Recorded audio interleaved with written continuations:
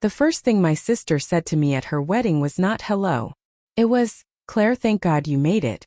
Mom was worried your car wouldn't survive the drive." She laughed after saying it. Not a nervous laugh. Not the kind people use when they realize they might have crossed a line. It was smooth and practiced, the kind of laugh that expected everyone nearby to join in. And they did. I stood there in the middle of the Ashford Estate Gardens holding a small silver gift bag while wedding guests in designer suits and expensive dresses looked me up and down like they had already decided exactly who I was. The disappointing sister. The family embarrassment. The woman who dropped out of Stanford 15 years earlier to chase some vague tech dream nobody understood. Olivia looked flawless in her custom-made wedding gown. Cameras followed her everywhere she moved. My mother adjusted Olivia's veil while my father greeted investors and attorneys near the Champagne Tower, like he personally owned the estate. Then my mother turned toward me and frowned slightly. "Claire, sweetheart, is that really what you're wearing?" I looked down at my navy blue dress. "It is." She gave me that familiar smile people use when they're trying to hide disappointment behind politeness. "Well, at least you tried." 10 minutes later I found my seat assignment. Table 9. In the very back corner of the reception hall beside the kitchen doors. The table for people they invited out of obligation. That should have hurt more than it did. But the truth was, after 15 years of being treated like the failure in the family, I had stopped expecting anything different. What nobody at that wedding knew was that less than 12 hours earlier, I had finalized an $8.4 billion deal with Amazon. And before the night ended, every single person there was going to find out. Growing up in the Bennett family meant understanding one thing very early. Everything revolved around Olivia. Olivia was beautiful, outgoing, confident, and naturally good at making people admire her. Teachers loved her. Neighbors remembered her birthday. Waiters brought her free desserts without being asked. Even when we were kids, she moved through the world like it had already agreed to applaud her. And honestly, part of me admired that. My sister could walk into a room and own it within 5 minutes. I was the opposite. Quiet. Analytical. More comfortable behind a computer than in front of people. While Olivia spent high school winning pageants and dating football players, I spent weekends building websites and teaching myself how software systems worked. My parents treated those differences like strengths at first. Then we got older. Olivia graduated college, joined a luxury real estate firm in Charlotte, and started posting polished engagement photos and rooftop cocktail pictures online. My mother printed every promotion announcement and showed them to relatives during holidays like framed awards. Meanwhile, I dropped out of Stanford halfway through my second year. Not because I failed. Because the software platform I had started building in my dorm room was growing faster than I could manage while taking classes. I tried explaining that to my parents once. Dad stared at me across the kitchen table and asked, "So let me understand this. You're leaving one of the best universities in America to sell computer stuff online." That became the family version of my story. Not founder. Not developer. Not entrepreneur. Just Claire selling computer stuff online. At family dinners, people stopped asking about my work after a while because they assumed the answer would sound embarrassing. Eventually, I stopped trying to explain it. It was easier that way. When my parents renovated their lake house, I anonymously paid for the new guest house through a trust connected to one of my companies. They spent months praising Olivia for helping financially, because she picked out backsplash samples and furniture. I never corrected them. Somewhere along the way, my family stopped seeing me as a real person. I became a role they were comfortable with. The struggling sister. The cautionary tale. And after enough years passed, I started wondering how far people would go once they fully convinced themselves you were a failure. The reception started just after sunset. Crystal chandeliers glowed above the ballroom while servers carried trays of champagne between tables covered in white roses and gold candles. A jazz trio played near the dance floor, and every few minutes another guest walked up to Olivia to tell her this was the most beautiful wedding they had ever attended. She loved every second of it. I was halfway through my salad when my mother suddenly appeared beside my chair. "Claire, sweetheart, come with me for a moment. There are some people we want you to meet." That sentence alone told me exactly what was coming. She guided me across the ballroom toward a group of guests standing near the bar. My father and Olivia were already there waiting. "Everyone, this is our daughter Claire. my father announced. She's trying to get back into the professional world. Trying. Not building. Not running. Trying. A man in a gray suit shook my hand politely. Richard tells me you have some online business experience, he said. Our company may have an opening for an administrative coordinator. Administrative coordinator. Olivia smiled sympathetically like this was some incredible opportunity. Wouldn't that be amazing for you? She asked. Benefits. Stable income. Real career growth. I took a slow sip of water before answering. That sounds generous, but I'm happy with my current work. Olivia laughed softly. Claire still calls it work. That's cute. A few people nearby smiled awkwardly into their drinks. My mother leaned closer to me. Honey, people are only trying to help. You don't have to be defensive. I'm not defensive. Then stop acting embarrassed, Olivia said. Nobody here is judging you. The irony almost made me laugh. A woman standing beside the bar glanced at my dress and asked what I did exactly. Before I could answer, Olivia stepped in. Honestly, nobody fully knows. Something with software and websites, I think. Claire likes to keep things mysterious. More laughter. Then Olivia kept going. She still drives that old Honda from college. I keep telling her at some point the doors are literally going to fall off. It runs perfectly, I said calmly. Sure. But at 37, maybe it's time to stop living like a broke student. Notice more guests listening now. People always listen when someone starts publicly humiliating a family member. It makes them uncomfortable, but they still listen. My father gave me a tight smile. We've all worried about you, Claire. Your mother especially. Olivia nodded dramatically. Mom loses sleep over you. That's not necessary. It kind of is, Olivia replied.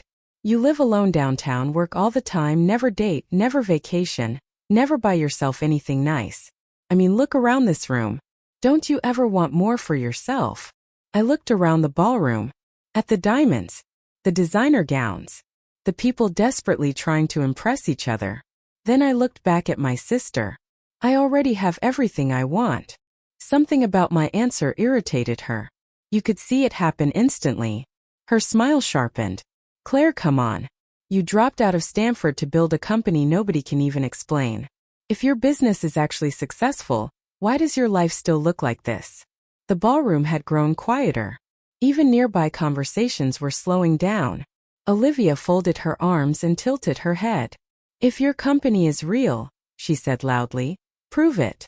And for the first time all night I smiled. For a few seconds nobody said anything.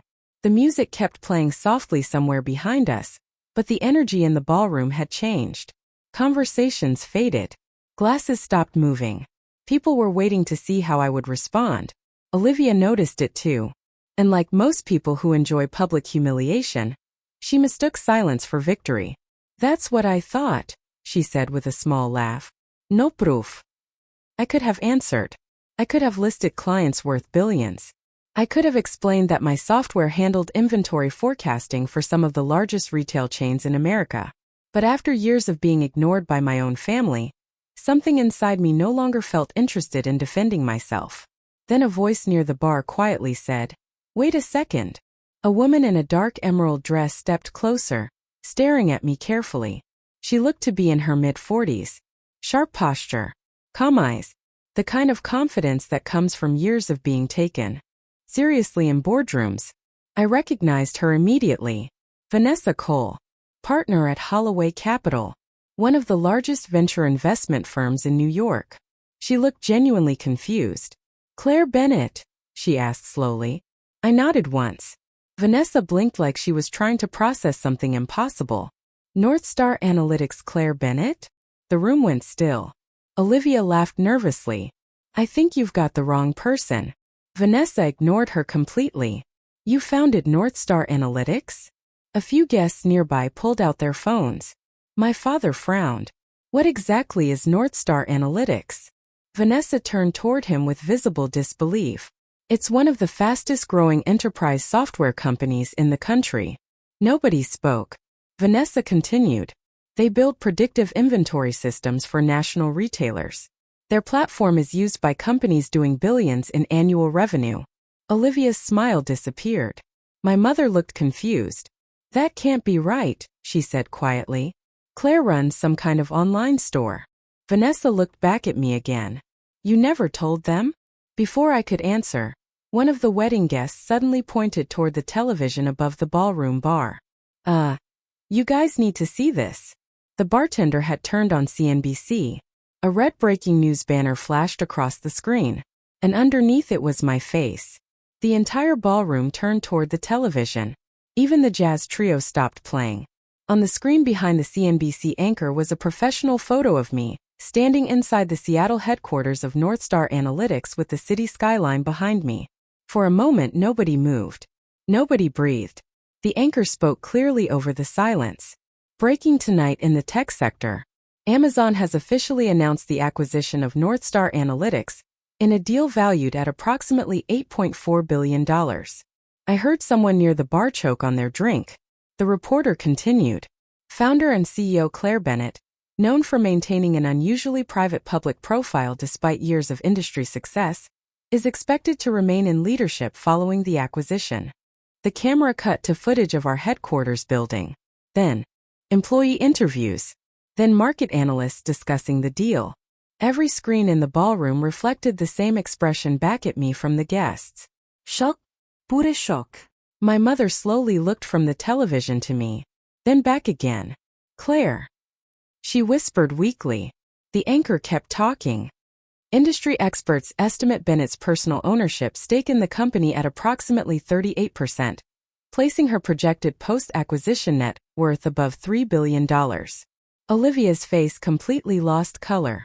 $3 billion. The words echoed through the room like they physically hurt people. Several guests immediately grabbed their phones. Within seconds, I could hear overlapping reactions around the ballroom. Oh my God, it's actually her.